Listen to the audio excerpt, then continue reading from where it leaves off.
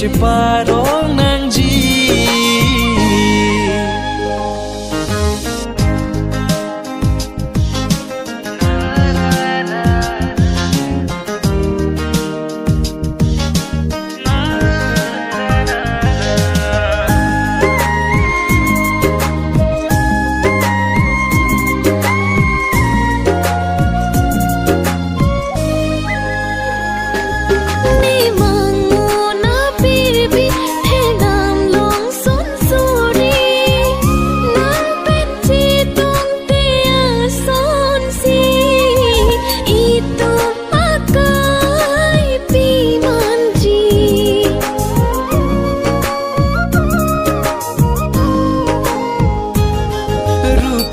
kham khe doji song dung tik so pirbi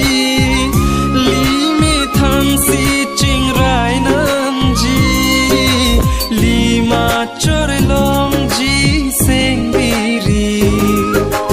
kang ho lanang ka ta pli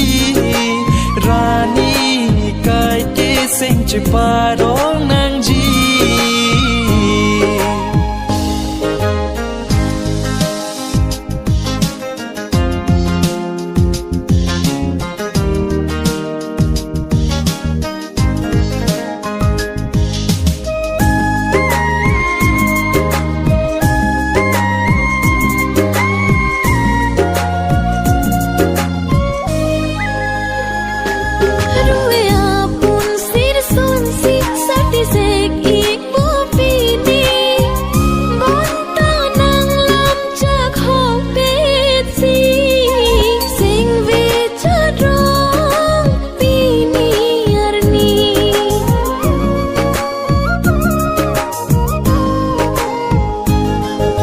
simbondo anpini rimve dolang asaki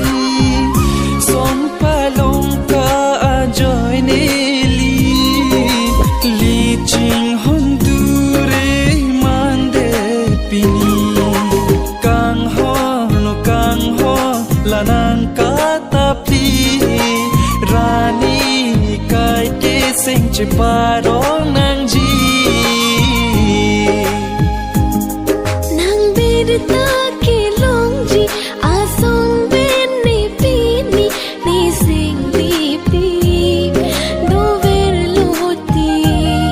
pi ching pi ta long ji pi ni ka pre ka song suri la nang mung thi de ri kang hon pi ve ji sing che thi nong ti